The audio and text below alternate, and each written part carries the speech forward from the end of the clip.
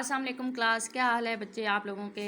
आज बेटा जो आपका टॉपिक है वो है शेरी व अदबी इस्तिलाहात। शेरी और अदबी इस्तिलाहात आपकी अभी मैं इसके इस नसर के बाद आपको जब गज़ल और नज़म करवाऊंगी तो उसमें बहुत हेल्पफुल होते हैं। और दूसरा आपके हिस्सा मारूज़ी में 7 नंबर का एक पोर्शन आता है जिसमें शेरी और अदबी इस्तिलाहात जो हैं वो दी जाती हैं। बेटा शेरी और अदबी इस्तिलाहात में सबसे पहला जिसका नंबर आता है वो है मतला। मतला अरबी ज़बान का लफ्ज़ है जिसके मानी हैं तलू होने की जगह के। अदब की इस्तिलाह में गज़ल के पहले शेर को मतला कहते हैं। मतला के लिए शेर के दोनों मिसरों में रदीफ़ और काफ़िया मौजूद होना ज़रूरी होता है। ठीक है, अरबी ज़बान का लफ्ज़ है तलू होने की जगह इसका मानी है गज़ल के पहले शेर को जिसमें शायर काफ़िया और रदीफ़ दोनों इस्तेमाल करता है उसको मतला कहते हैं। मिसाल के तौर पर मैं मोमिन ख़ान मोमिन का एक शेर आपके सामने आती हूँ। असर इसको ज़रा नहीं होता, असर इसको ज़रा नहीं होता। अब आप इसमें देखो, इसमें काफ़िया है, ज़रा नहीं होता है रदीफ़। इसका दूसरा मिसरा है रंज राहत फ़िज़ा नहीं होता, फ़िज़ा काफ़िया नहीं होता रदीफ़ है। ठीक है, अब समझ आ गई है कि दोनों मिसरों में काफ़िया भी मौजूद है और रदीफ़ भी मौजूद है। उसके बाद बेटा बारी आती है मक्ता क्योंकि हमने आगाज़ लिया है मतला से और उसके बाद मक्ता।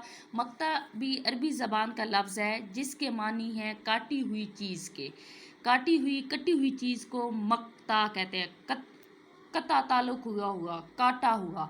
मक्ता कता के यूँ कह लो कि कता को भी कहते हैं जिसके मानी एक टुकड़े को, जैसे हम बोलते हैं कता अर्ज़ ज़मीन का एक टुकड़ा, ये भी एक काटी हुई चीज़ का एक टुकड़ा जो होता है उसको मक्ता बोलते हैं। गज़ल या कसीदे के आखिरी शेर में जिसमें शायर अपना तखल्लुस इस्तेमाल करता है उसे मक्ता कहते हैं। समझ आ गई है बच्चों। आखिरी शेर में जिसमें शायर अपना तखल्लुस इस्तेमाल करेगा, अगर तखल्लुस इस्तेमाल नहीं करेगा तो उसके जो है वो गज़ल का आखिरी शेर होगा, वो गज़ल का मक्ता नहीं होगा। क्यों सुने अर्ज़े मुज़तरिब मोमिन, ठीक है, क्यों सुने अर्ज़े मुज़तरिब मोमिन सनम आखिर खुदा नहीं होता।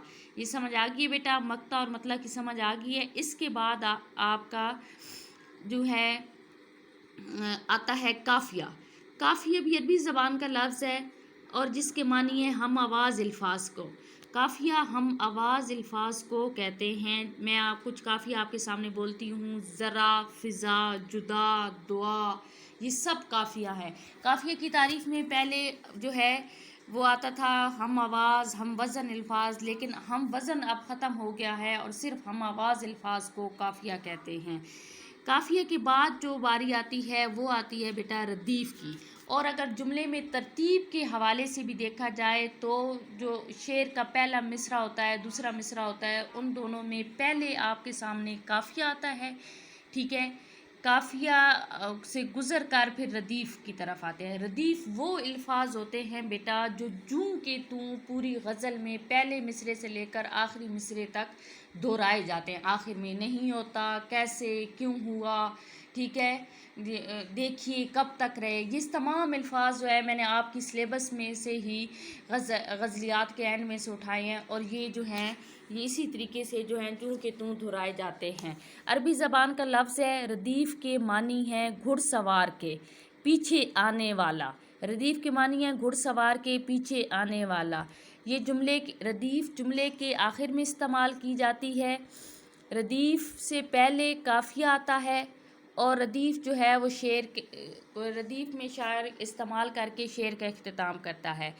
बेटा याद रहे, जिस गज़ल में रदीफ़ इस्तेमाल होती है उसे मुर्दिफ़ गज़ल कहते हैं और जिस गज़ल में ये इस्तेमाल नहीं होती उसे गैर मुर्दिफ़ गज़ल कहते हैं। और सबसे पहले रदीफ़ का जो इस्तेमाल था वो अरबी शोरा ने अपनी शायरी में किया था। इस सबसे पहले रदीफ़ का इस्तेमाल जो है वो अरबी शोरा ने किया है और उसके बाद जो है यूँ कह लो कि फ़ारसी के शोरा, उर्दू के शोरा ने भी इसको अपना मौज़ूए सुख़न बनाया है। उसके बाद बेटा बारी आती है आपके सामने जो है तशबीह की। तशबीह अरबी ज़बान का लफ्ज़ है जिसके मानी है मानिद करार देना। انتہائی آسان سے ہے، آپ لوگوں نے 9th 10th میں بھی اس کو پڑھا ہوگا۔ یہ میں آپ کو بتاتی ہوں، کسی چیز کو دوسری چیز کے ساتھ اس کی مشترکہ خوبیوں کی وجہ سے ایک جیسا قرار دینا، مانند قرار دینا، ایک جیسا ٹھہرانا تشبیہ کہلاتا ہے۔ دونوں چیزوں میں وہ خوبیاں موجود ہوں، جس کو ہم تشبیہ دے رہے ہیں، جس کے ساتھ ہم تشبیہ دے رہے ہیں، دونوں میں وہ خوبیاں موجود ہوں، اس کو تشبیہ کہتے ہیں۔ جیسے میں آپ کے سامنے ایک جملہ بولتی ہوں، یہاں پہ لکھا ہوگا بھی ہے پانی برف کی طرح ٹھنڈا ہے۔ اب برف ٹھنڈی ہے، ٹھیک ہے، برف کی جو خاصیت ہے وہ ٹھنڈک ہے۔ اب پانی کو ہم نے تشبیہ دی ہے برف کے ساتھ، تو کہا ہے کہ پانی برف کی طرح، جیسے برف ٹھنڈی ہے پانی بھی ویسا ٹھنڈا ہے۔ پانی کو برف سے تشبیہ دی، اور دونوں کی، اب ان دونوں میں جو چیز مشابہ ہے، دونوں میں جو چیز مشترک ہے وہ ٹھنڈک ہے۔ تشبیہ کے 5 ارکان ہیں۔ پہلا جو ہے مشبہ۔ مشبہ اس چیز کو کہتے ہیں جس چیز کو تشبیہ دی جاتی ہے، ٹھیک ہے۔ اگر اوپر والے جملے کی طرف سے غور کرو تو پانی جو ہے اس میں جو ہے وہ مشبہ ہے، جس چیز کو تشبیہ دی گئی ہے، پانی کو تشبیہ دی گئی ہے تو اسے مشبہ کہتے ہیں، ٹھیک ہے۔ اس کے بعد دوسرا اس کا آتا ہے مشبہ بے، جس چیز سے تشبیہ دی جائے۔ جو اوپر والا جملہ ہے اگر اسی پر بیٹا غور کرو تو برف سے تشبیہ دی ہے، پانی مشبہ تھا، اس کو تشبیہ دی گئی تھی۔ دوسرا مشبہ بے ہے۔ مشبہ بے وہ ہوتا ہے جس سے تشبیہ دی جائے، جس چیز سے تشبیہ دی جائے۔ اس میں جو اگر اس جملے کے لحاظ سے دیکھا جائے تو جو برف ہے وہ مشبہ بے ہے۔ اس کے بعد یہ ہے بیٹا مشبہ بے اور مشبہ کو طرفین تشبیہ بھی کہا جاتا ہے، ٹھیک ہے۔ ان دونوں کو ادبی اصطلاح میں طرفین تشبیہ بھی کہتے ہیں، ٹھیک ہے۔ تشبیہ، وجہ تشبیہ، اب اس کا جو تیسرا ہے ارکان ہے وہ ہے وجہ تشبیہ۔ وہ مشترک خوبی جو مشبہ اور مشبہ بے میں پائی جائے وہ وجہ تشبیہ کہلاتی یا وجہ شبہ کہلاتی ہے، ٹھیک ہے۔ وجہ تشبیہ وہ مشترک خوبی کہ ان دونوں میں جو خوبی موجود ہوگی وہ جو ہے اس کو وجہ تشبیہ کہتے ہیں۔ جیسے میں نے آپ کو بتایا تھا کہ پانی کو برف سے تشبیہ دی تو دونوں کے درمیان کون سی مشترک خوبی پائی گئی؟ دونوں کے درمیان ٹھنڈک مشترک خوبی جو ہے وہ پائی گئی ہے۔ پھر ہے بیٹا حروف تشبیہ۔ حروف تشبیہ جو ہیں وہ لاتعداد ہیں۔ تشبیہ کو وسیع معنوں میں اگر دیکھا جائے، اردو ادب میں دیکھا جائے تو اردو ادب میں بہت سے ایسے حروف ہیں جو تشبیہ کے لیے استعمال کیے جاتے ہیں، جیسا، جیسے، ایسا، مثل، مانند، کی طرح، سا، سی، ویسا، بالکل، یہ ایسے الفاظ ہیں جو حروف تشبیہ کے طور پر استعمال ہوتے ہیں۔ جو اس کا 5واں رکن ہے بیٹا وہ ہے غرض تشبیہ۔ جس مقصد کے لیے تشبیہ دی جائے اسے غرض تشبیہ کہتے ہیں، ٹھیک ہے۔ اور مقصد کیا ہے؟ مقصد کیا ہے کہ ہم نے ان دونوں کے درمیان مشترک جو خوبی ہے اس کو واضح کرنا ہے۔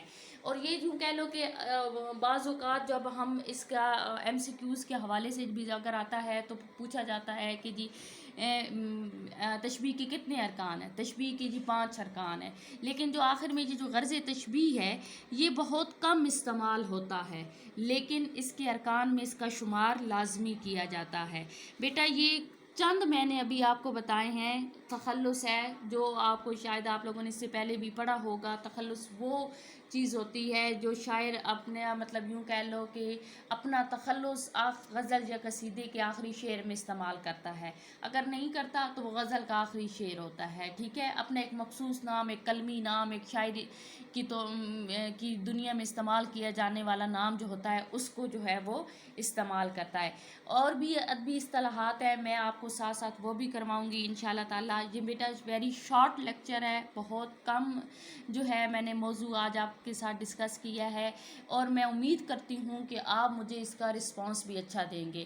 آپ نے یہ جو میں نے آپ کو 4 آج شعری اور ادبی اصطلاحات کروائی ہیں 5، ان کو آپ نے اپنی شیٹس پر لکھنا بھی ہے، ساتھ میں ایگزامپل مثالیں بھی دینی ہیں، اور ان کا واضح طور پر بچے آپ لوگوں نے یہ لکھنا ہے، ٹھیک ہے۔